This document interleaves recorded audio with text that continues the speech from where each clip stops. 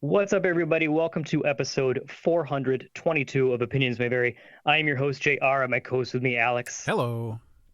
Hello, I missed you. It's been so long, and it's so cold and dark, but we're gonna have some fun today. Joining us this week is YouTuber and musician Christina Pepper. Christina, thank you so much for coming on. Thanks for having me. I'm excited. We This is good. This is another one that I need Alex to kind of ring in because Alex is our like scout. He's our talent scout. He finds the cool people that we talk to while I sit back and do nothing. And this is another instance of Alex finding someone cool, and he's like, "Hey, what do you think of this?" And I'm like, "Hell yeah, dude, let's do it." And luckily, Christina, you were kind enough to do it. So, Alex, how did this happen? What's going down? About a month ago, a cosplayer and singer and video producer, Ginny D, was sponsoring a contest with Patreon to give a creator's grant to a creator in 2021. And I also tried entering, didn't win. But as I was talking about it and telling, some people close to me, I was thinking like, there's going to be a lot of other people who make cool stuff and are trying to make more stuff. And we love talking to people who make things. Most of our shows are talking to people who do really cool stuff, and this would be the perfect time. It's like they're getting lined up for me to just browse through Instagram, just browse the hashtag and find who does really great things. And it was in my head, and I mentioned it, and my girlfriend agreed. She's like, "You should look for people." And I was like, "Confirmation, here we go." And I came across Christina's video, and I thought this was a really cool idea, and I support it. And then I looked at the rest of her stuff, and I was like, she's talented, and this would be really fun. Because we talk comic books and video games and gaming, and rarely do we talk music. And I thought it'd be a good switch. So here we are. So with that said, Christina, what was your I kind of want to get we haven't even got to what you actually do. We've just mentioned YouTube, we've mentioned musician. What is it that you do, and what inspired you to, kind of submit your entry into the grant? So I'm a pianist. I basically freelance. I have a series of jobs that I do semi-steadily. I play a lot of accompaniment for singers. I play at a church. Before the pandemic, I would play for local theater productions. I'm founding member of a local opera company. And I have a YouTube channel, which a couple of years ago, I started posting accompaniment videos for people to practice with, primarily classical music and music theater and that type of thing. And when the pandemic started in 2020, I realized, I really need to kick this into high gear because people are really going to need this now more than ever. So I started doing that in just super speed mode, learning as much as I could, posting as many videos as I could. And then I saw the grant and thought, that would help me fast track to make even more videos for 2021. You weren't lying when you said that you like picked up, like I was looking over your YouTube and trying to get ready for this, and your YouTube has been active for it, at least according to this site, 10 years now. Yes. So you've been doing this for quite some time. I would not recommend looking at those 10-year-old videos, though. They are very bad. We understand. I mean, don't listen to our episodes from 8 years ago. Yeah. Yep. Maybe don't even listen to like last year's. Just listen to like this one. But you've been doing this for quite some time, and it's really your output over the last year has been crazy. Which we don't really know what kind of goes into this kind of thing. Like what's your process for learning a song and then being able to put it down for someone like, this is going to be a very broad question. I apologize. There's so many ways to kind of go about it, but what's your process for selecting a piece and then and getting it up to YouTube? So when I started doing it in 2018, I had all this repertoire that I had learned for students that I played for that I was just sitting on. And I thought I really need to record these and put them on the internet for other people to practice with. So I did that. I took everything I already knew, recorded it, put it up in just one big dump, like 30 videos. And then I just kept adding more periodically.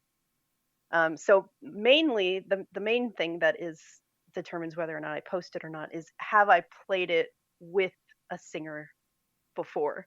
So I Right. know how they're likely to sing it, because you have to anticipate where they're going to breathe, where they're going to take more time in a song, if they're going to hold out that high note for who knows how long. So I have to try to anticipate what a singer is going to do when I record it without them actually being here, which is kind of difficult. Right. Is that something you've done before? Like, I guess play live karaoke. Sort of. Before I started adding those videos, occasionally a student would ask me to record a track for them so they could have it to practice with, or if they were doing a performance where there would be no pianist, they would have a backing track like that. And I would just record it for them and send them the digital file. And then that's kind of when I realized, oh, I need to do that with everything that I know. I have all this music that I'm just sitting on, not using. Back in the day when I was younger, I took 2 years of piano lessons, and it's one thing. It's everyone always talks about how I should have stuck with it, should have practiced more. That's the definition of me, and I have regrets. Ultimately, as I got hit high school and all that, I started playing guitar, and that's stuck with me ever since, which is nice. But I do wish that I stuck with piano, and I've always heard this piano being referred to as like the gateway instrument. Like if you can play the Yeah, piano, you can play pretty much anything. it's true. Right? Do you want to speak to that? Like, what do you think kind of causes that? What's the significance there? You have a great tool right in front of you looking at the keyboard. You have all of your notes laid out, and all you have to do is press it. If you have a teacher, or you're teaching yourself, you can figure out the patterns. You're capable of playing more than one note at a time. So the great thing about the piano is, regardless of what the accompaniment part has been written for, if it's written for orchestra, if it's written for harp or guitar or whatever, it can be reduced down to a piano part. So if you have a pianist, they can play just about anything for you. You can reduce a 60-piece orchestra piece down to one person. And it might not have quite the same effect, but I have 10 fingers. I can play 10 notes at a time, whereas a lot of other instruments only can play one note at a time. I have never thought about it that way. That just, my mind is kind of blowing up right now. When it comes to learning a piece, like I can only kind of relate it to guitar. Like if there's a song that I really like by band and I want to sit down and try and learn it, it can take me a little while, but I'm also bad. So like in terms of what I can realistically learn, it's more on the easier end, whereas the pieces that you're playing are classical pieces for the most part. And also one thing that I thought was interesting is you go for the more obscure classical pieces that might be harder for people to find karaoke versions of. And I feel like that's commendable, because it could be just really easy to just play the most popular stuff, try to get as many views as possible, and be like, I'm the best, look at how great this is. And but like to go with the more obscure route, it's like that risk of like, maybe I'm not going to get as many views, but at the end of the day, I'm helping people, because you never know who might be looking for that one song and they just cannot find it anywhere, but they need to rehearse, they need, whatever. And then there it is. Yeah. So I think that's rad. Was that I imagine this is kind of like a obvious question, but that was the intent with your channel? Yeah, absolutely. I do have some of those more popular songs on there, but I kind of like to think of it as if there are other accompaniment tracks on YouTube already for that song, mine is still going to be different Right. because every pianist is going to perform it in a different way, or they're going to anticipate what a singer is going to do in a different way. So someone might find my video and decide, oh, I really like this tempo, or I really like she the how they wait for me at the end when I'm holding out that high note. So even if it doesn't get as many views, someone might decide, oh, this is better suited to my particular performance. Mhm. But I absolutely uh, enjoy finding new repertoire that is lesser known as well, because there's a whole wealth of pieces out there that were not written by famous dead white guys. And, you know, you know, and finding those is always, you know, a, a good experience. Right, right. So if let's say you find a new piece that seems interesting, and you believe there's a demand for it, how much practice does it take before you feel confident to upload a video? It depends. Most vocal accompaniment isn't too difficult. I mean, I have enough experience that I can learn pieces really quickly. I have a really solid foundation for sight reading as well, so I can play through something and decide how much time is it going to take me to learn this. Hmm. Um, it really varies. If it's like an opera aria, usually those are a lot harder because it's an orchestral part that's been reduced down to piano, and those are much more difficult.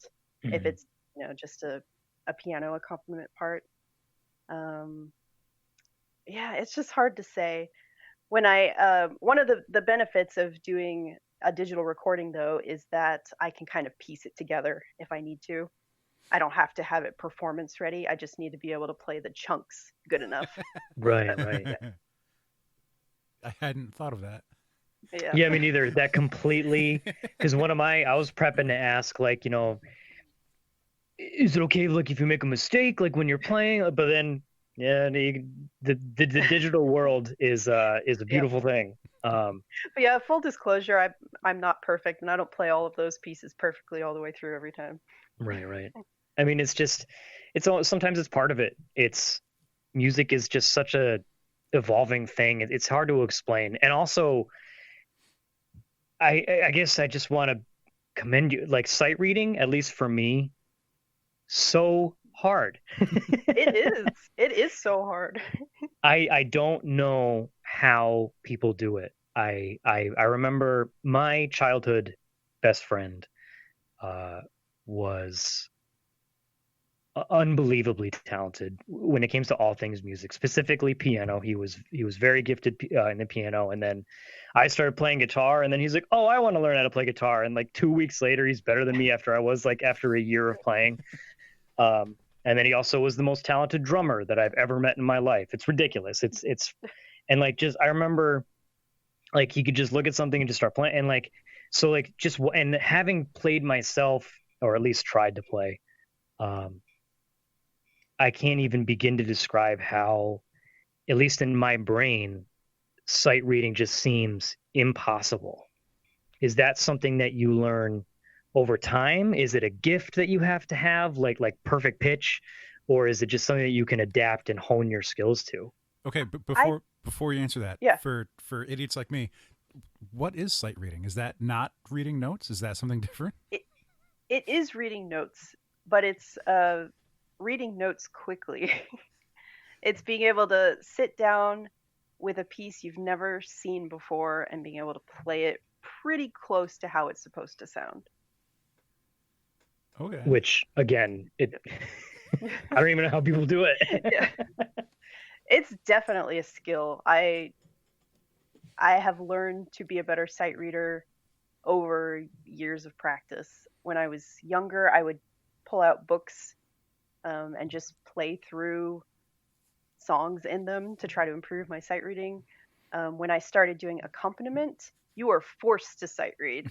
Like a student brings in a song and they plop it down in front of you, and you have to sight read it immediately, and you have to stay with the singer no matter what happens. Like no matter what is on that page, you have to try to keep going, and that demands that you get good at sight reading.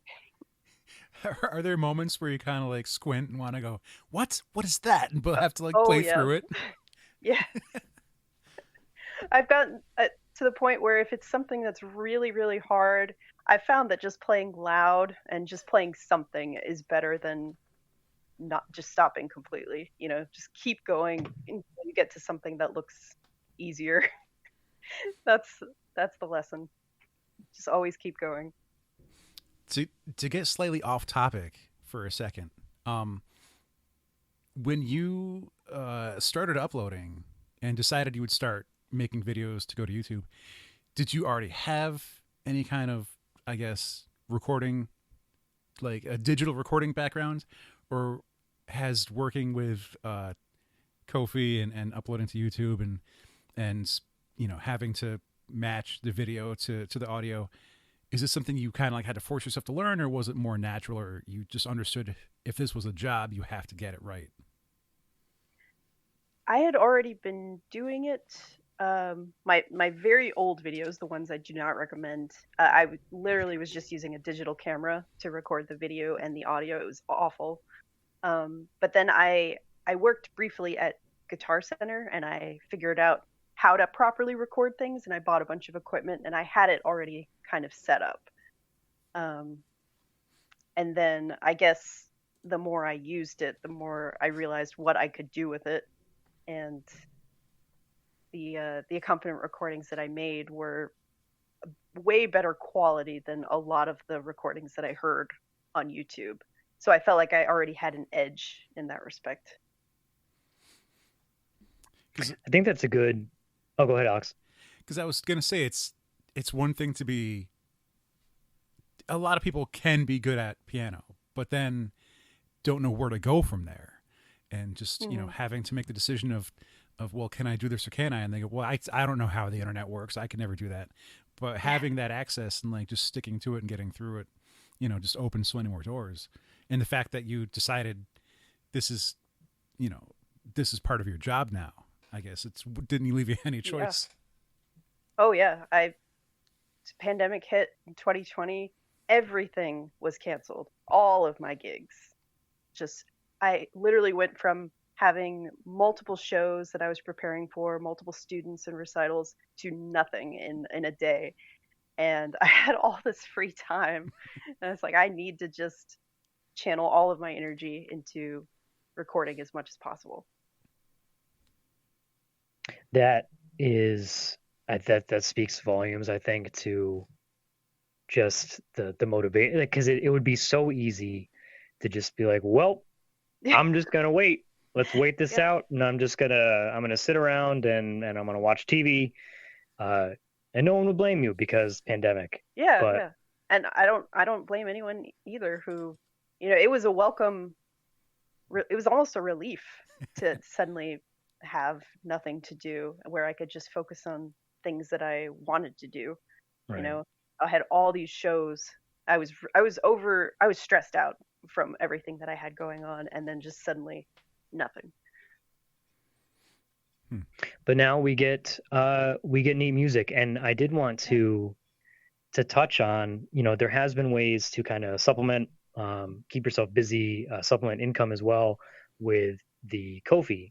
Mm-hmm. And I did want to touch on that because, you mentioned, 10 years ago, the older videos, just pointing a camera at you and playing the song. And your setup and your kind of process and presentation has certainly evolved over time with like the help of things like Kofi. Yes. Is that something, what's your experience been with Kofi? What exactly are you offering? Like, what can people go and do to support you? So I started using it last year. It was part of my get online as much as possible effort. Yep.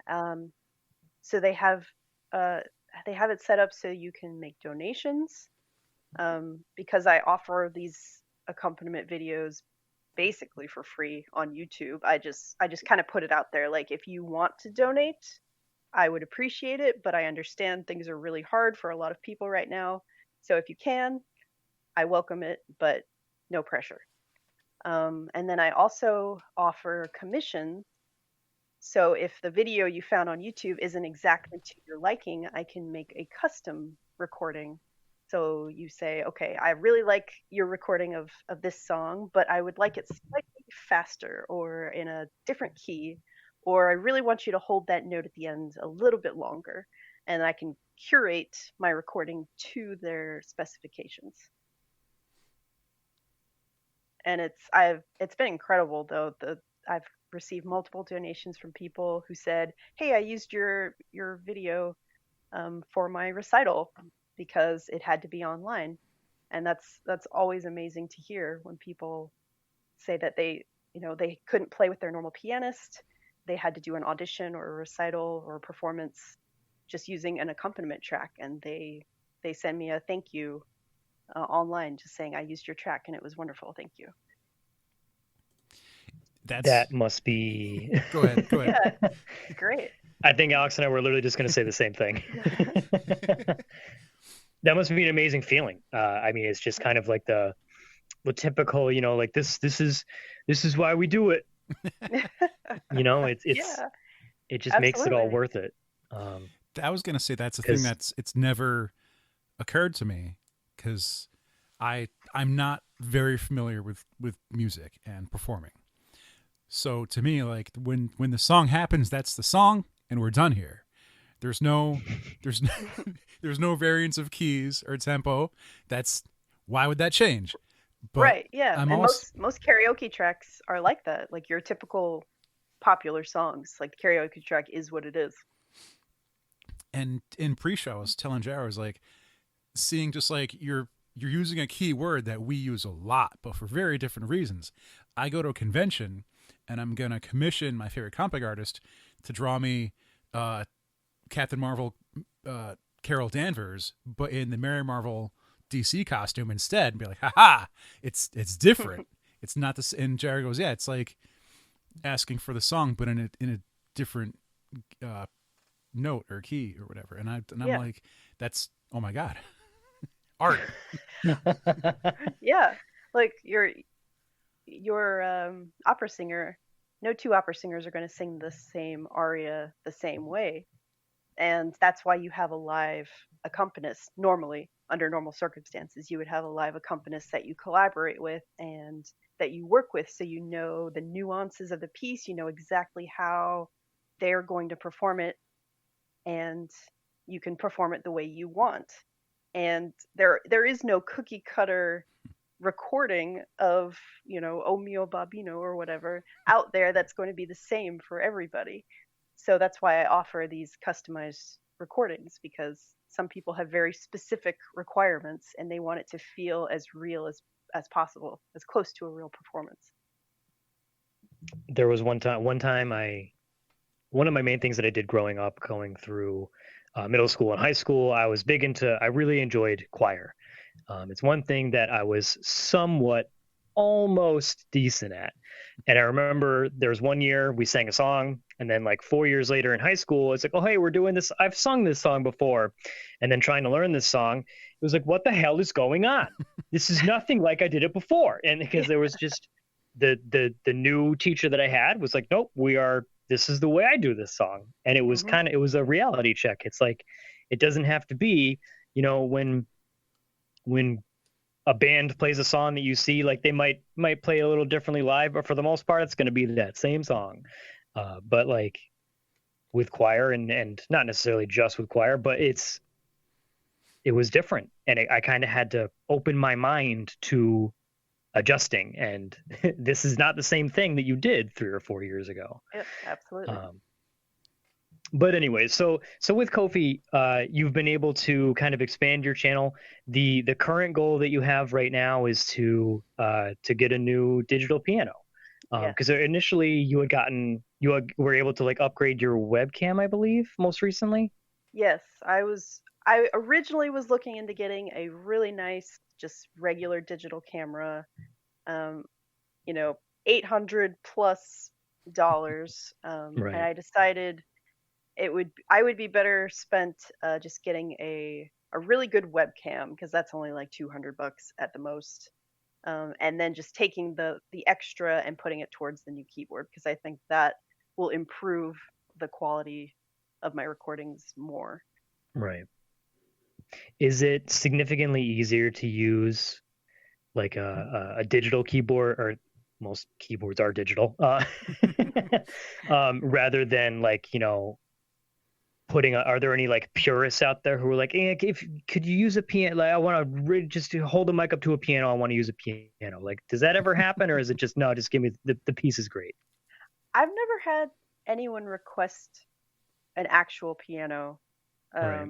I've had people comment on some of my other videos, like when I perform a piece by Bach, for example. They'll be like, "Oh, I can't believe you're playing a Bach piece on a digital piano." I'm like, well, he didn't even write for piano. He wrote for harpsichord and organ, so it's already sacrilegious. Sorry, but no, I've never had anyone say that I have to play on a real piano. Right. It's Right. just I find it much easier to record digitally because then I don't have to worry about microphones or background noise or any of that stuff. I can just record directly into my Right. computer.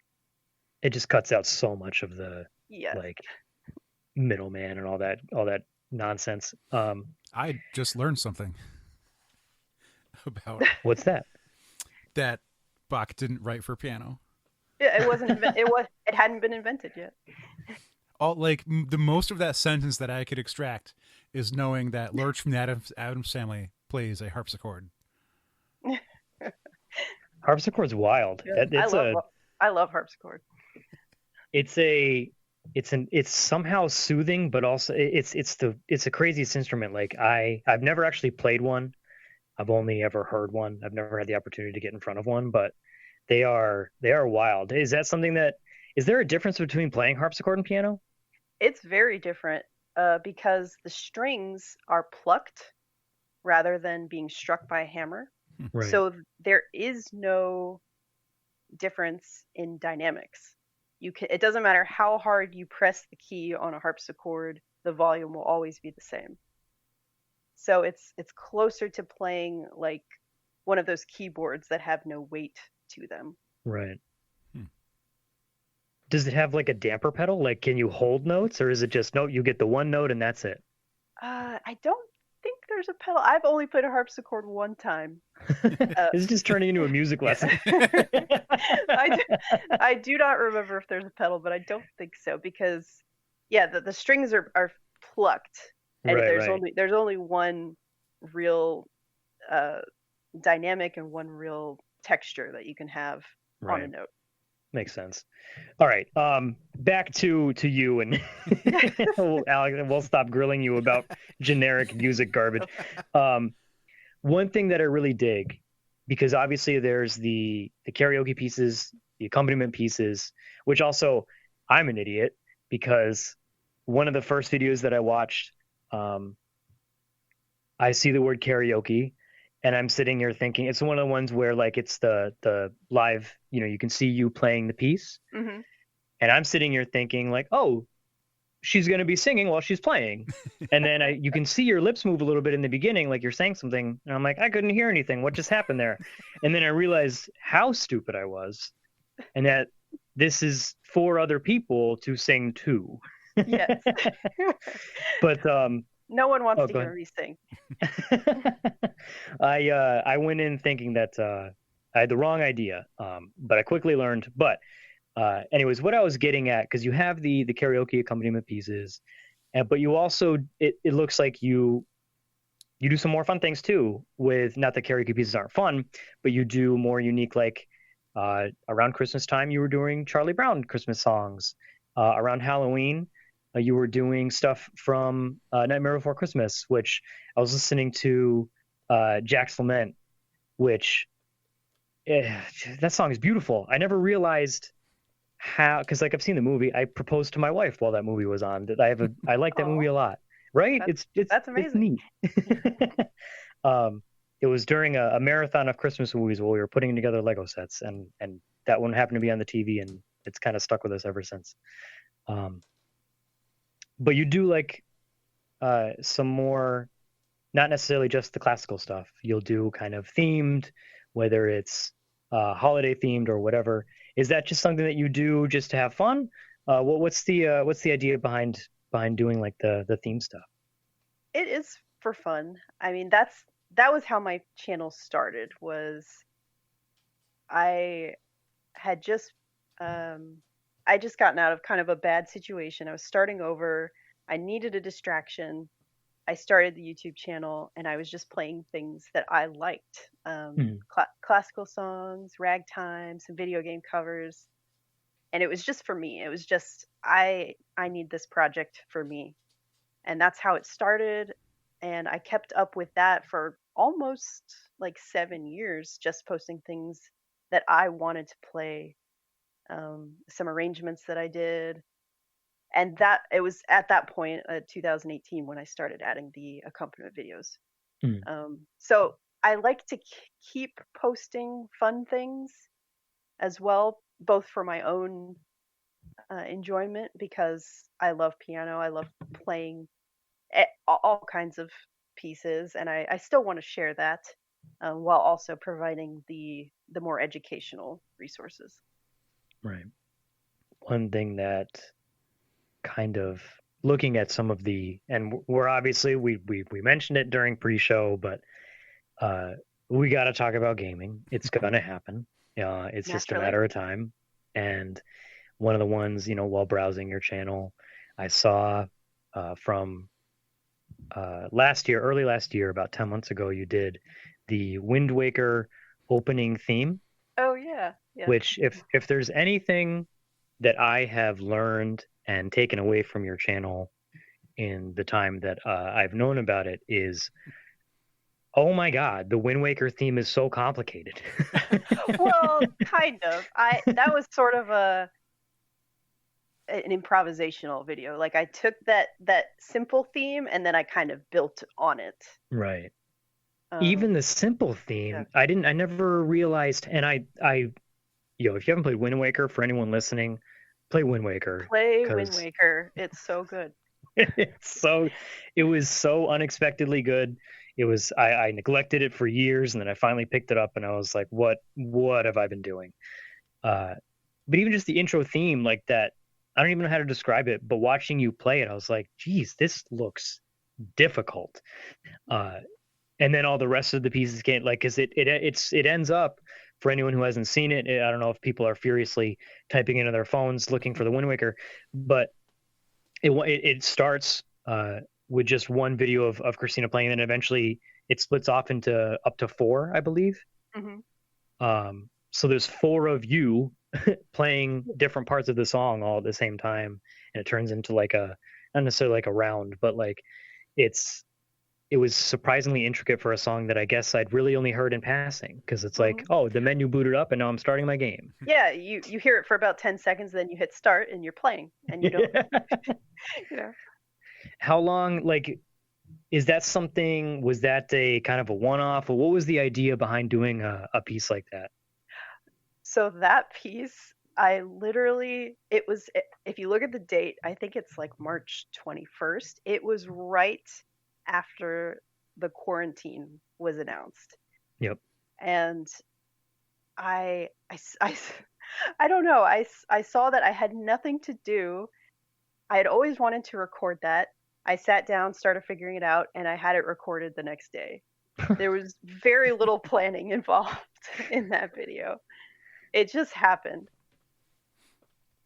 I That's I wish I had a more interesting answer, but it just happened.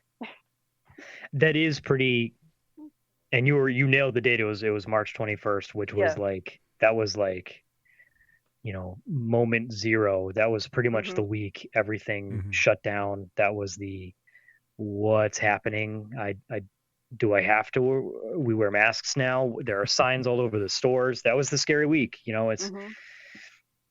so to be able to put out something like that quickly, and not to mention like the pieces to an outsider or whatever you want to say, like myself, it seems so complicated and difficult. It just makes it even more like, oh my, that's insane. Well, Um, thanks. I but I had one of those too when I caught Orpheus in the Underworld from 5 months Oh, ago. Because as uh, she edited this, it's split screen, and then as the song goes, there's also a top down on the keys view, so you get like this ghost image of what her hands are doing on the keys while you're also watching Christina play. I'm like, oh, now she's editing. She's getting fancy.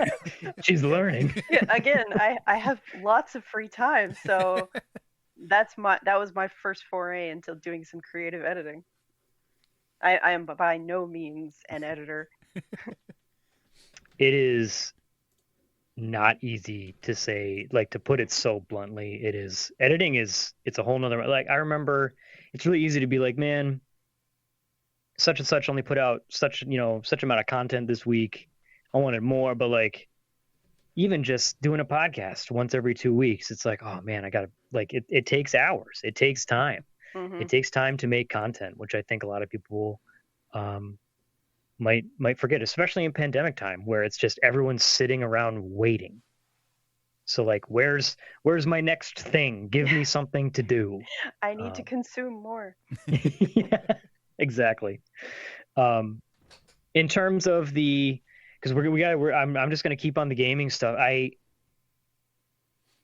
I'm not even sure where I want to go with it, but because I see a lot of Final Fantasy. I imagine you're a big Final Fantasy fan. I am. I love Seeing Final as Fantasy VII. the music in Final Fantasy is some of the best in like all of video games. All of gaming. Yeah, even as a non-gaming music, if you listen to Final Fantasy music and you knew nothing about it, you would not think, "Oh, this is video game music." That's Right, lame. right. It's so gorgeous. It's so wonderfully composed. I think you just answered that. Did you say Final Fantasy VII was your favorite like Yeah. soundtrack? Oh, absolutely. Yep, yep. I watched your video on the One Winged Angel, which I had never really heard that song before. I always hear about it because Sephiroth and Final Fantasy VII. But your video of playing One Winged Angel was one of my like first experiences actually hearing it. Yeah, it's a crazy song. It's everywhere. Like it's Yeah. it's all over the place. I mean, it's another one of those like written for orchestra pieces, and Mhm. trying to squish it down into a piano part is very, very hard. Right. But that arrangement that I found, I did not arrange it myself.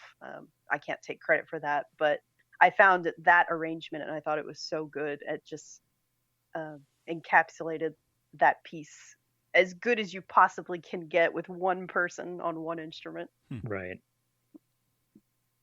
When you're like, let's say playing a video game, is it hard for you to like once the music kicks in, if there's a piece that you particularly like, is it like, okay, I have to go play this? Like, are you able to just enjoy the music, listen, and just play the game, or is it, oh, I need to go figure this out? I guess I do always listen critically to Right. whatever it is, a video game or movie. So I'm always paying attention to that. Um, I'm honestly not super great at figuring out music by Hmm. ear. That is one of my weaknesses, and I've worked on it, and I'm better than I used to be, but it's definitely not one of my strengths. So I often rely on other people to figure things out, try to find their sheet music, and then build off of it. Right. But I do absolutely that's one of the main things I look for in games is, you know, like how compelling is the soundtrack? Absolutely. Mhm. If you browse the Instagram, then you occasionally catch sight of some some D&D minis being Yes. painted. And the detail on the owl bear is incredible. Oh, thank you. Because like We're each at the point where Alex and I are just scrolling your feeds and we're just telling you how great oh no, everything I is. saw this earlier and I was like, yo, each one of these feathers has its own like couple of brush strokes on it. And Oh, it's that's dry brushing. That's a hack. Huh. That is a painting hack. do you It's sorry, my turn. Do you paint the minis because you just like painting, or do you play a lot too? I do play a lot, and I like painting the minis. Yes, and yes. So people that already know you and you join a campaign, does everyone just assume that you'll be the bard? Is that frustrating? Or Yeah, that's a good question. No one has ever been like, "Oh, you're just going to be a bard." No, that's never happened. But I guess when we talk about, trying to stat people in real life, like what would you be in real life? People assume I'm a bard in real life. So I guess in that way, but no one has ever said, "Oh, you're just going to be a bard in our game." Because if they expect me to sing in game, that's definitely not going to happen. what got you into gaming? Is like it seems just browsing the socials and all that. There's a lot of miniatures, tabletop D&D. Also, we've obviously touched on the video games. Has that been it's just been your whole life? What got you into gaming? What's kind of your motivation for playing? Video games, yes, my whole life. I had an NES when I was probably 4. My Mhm. parents bought my brother and I an NES. So we started playing out Mario and Zelda very, very young and just never stopped. The D&D I've been playing for quite a long time as well, but not quite that long. I think I started when I was about 20 with second edition. Hmm. So I've been playing on and off for about 15 years. And more recently, when fifth edition came out, I really got back into it and sought out gaming groups at a local gaming store. And then again, when the pandemic happened, I had an opportunity to play in multiple games. So I'm playing more D&D right now than I ever have in my life. Isn't it amazing how that It's works? incredible. I love it. And not to just, say that, this isn't a serious time that we live in, but oh my God, the D&D has been great. Yep. Do you have any particular? Because Alex and I, at least myself, I guess I can't speak for Alex. I've only been into D&D for maybe 4 or 5 years now, so I've really only played. We've played like a kind of like a mutated version of fourth edition with like fifth edition elements, and then mostly fifth edition. Is there a particular edition that you're particularly having played since you said second edition? Yeah. You've been through pretty much all of them. Is there one that you particularly like better than others? Fifth is great. It is so good. Hmm. The older editions, are fine. I enjoyed them. It was my first experience with them, and getting to know the game with second edition was great. But fifth is so good because it's accessible. It's easy enough to understand that people can get into it easily. It streamlines so many of those extra rules that were unnecessary and just superfluous in the older editions.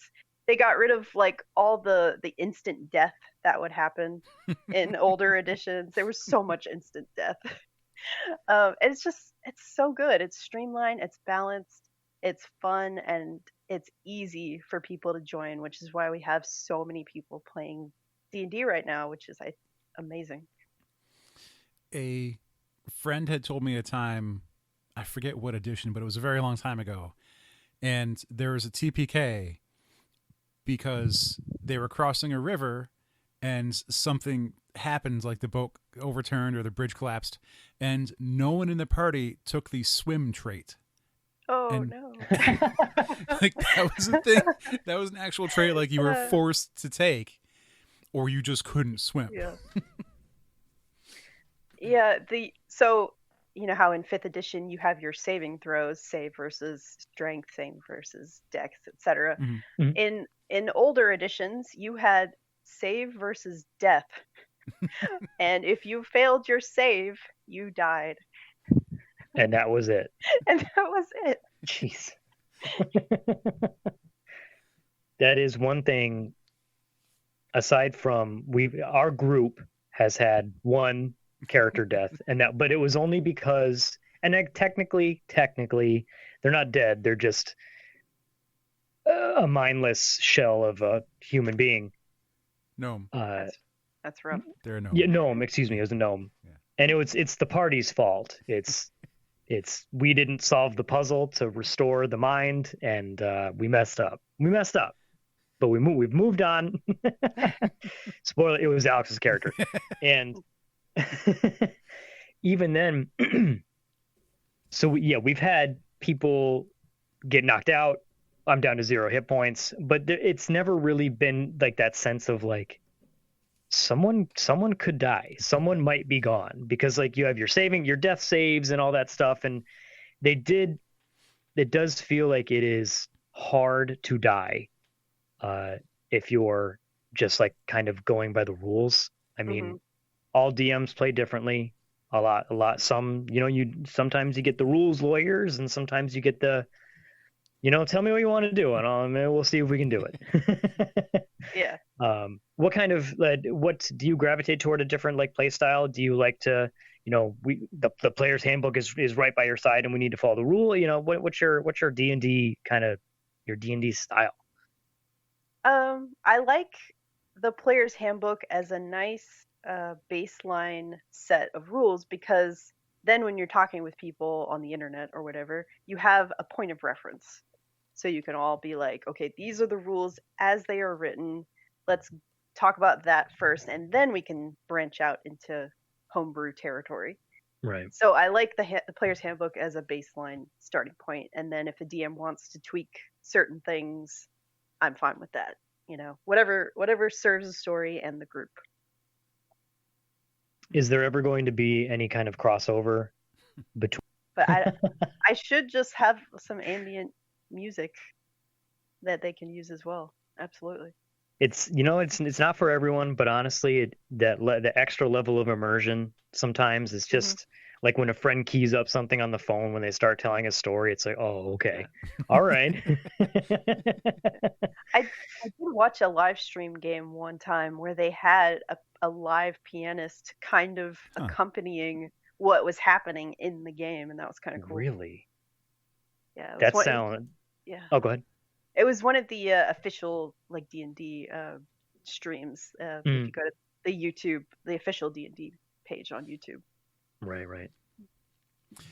So I want to stay here, but it's going to take me a second to get there, because a lot of times when we talk to people and we'll say like, oh, well, I'm talking to someone who's an artist and knows about art. And then when we get to a certain point, we realized, oh, they really know their stuff. And like, this has happened to me a bunch of times in this episode where I go, oh yeah, she's definitely knows everything about, she's a pro. She's definitely a profession. And so like just now when we're going, well, what about like some ambient D&D noise? And if you had the time, let's say, do you already have a song in mind, or would you know what you would like to produce to like have some kind of dreary dungeon crawling music? Like, is there already stuff springing to mind, or would you have to kind of look for it?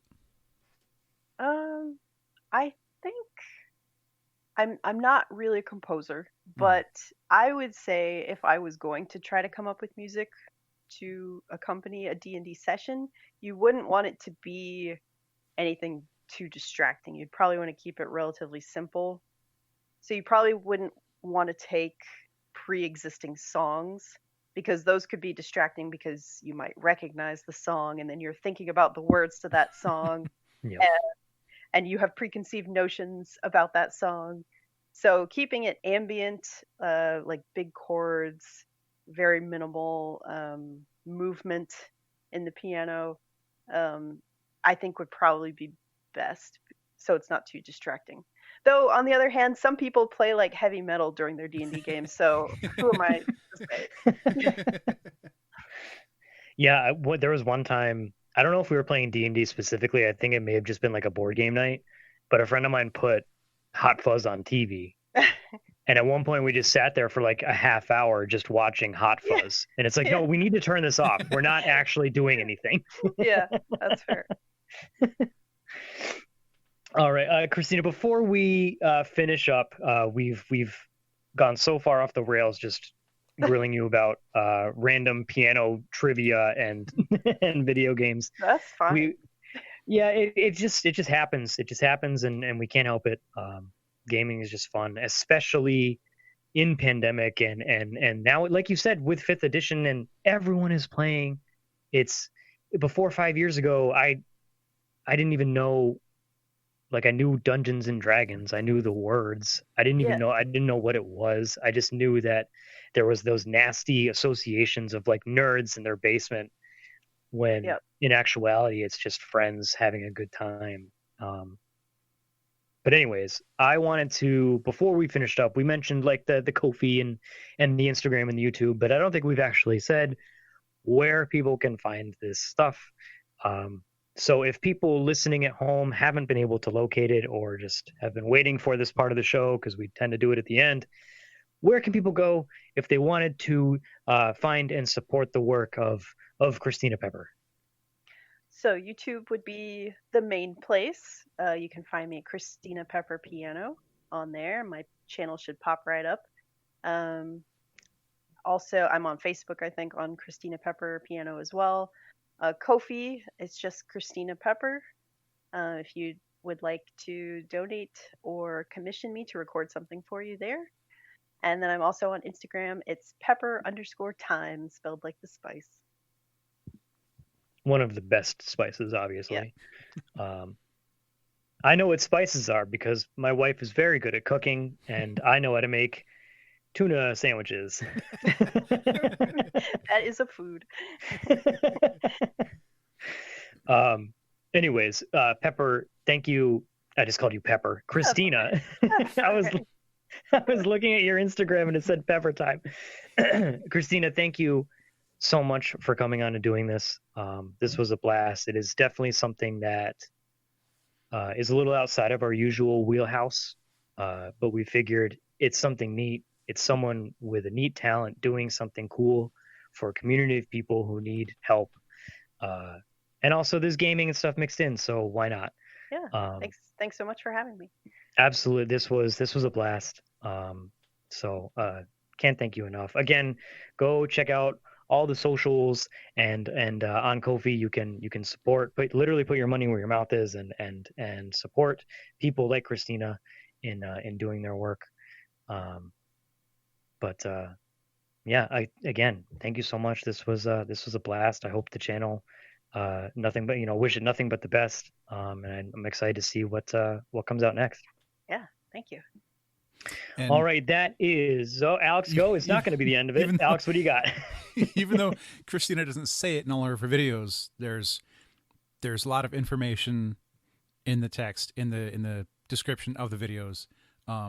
So if you're tired of YouTubers saying, hit the subscribe button, hit the like button, she's not saying it to you and she's not beating you over the head with it, but do it anyway. It's, show some appreciation and make sure you subscribe to her YouTube. Yeah, I'd appreciate it. Thank you. Everything Alex just said is I'm going to take credit for it. Anyways, that's going to do it. This was a blast, but sadly we do need to end. So until next time, I have been JR. I'm Alex. And I'm Christina. And this has been episode 422 of Opinions May Vary. Hey everyone, if you liked that episode, be sure to follow us on Facebook and Instagram at Opinions May Vary, and on Twitter and YouTube at OMV Podcast. You can also find us on Spotify or on our very own website at omvpodcast.com. And if you're looking for merch, we have stickers and pins available over at omvpodcast.bigcartel.com while supplies last. As always, thank you so much for listening. Let us know what you thought in the comments, and we will see you next time.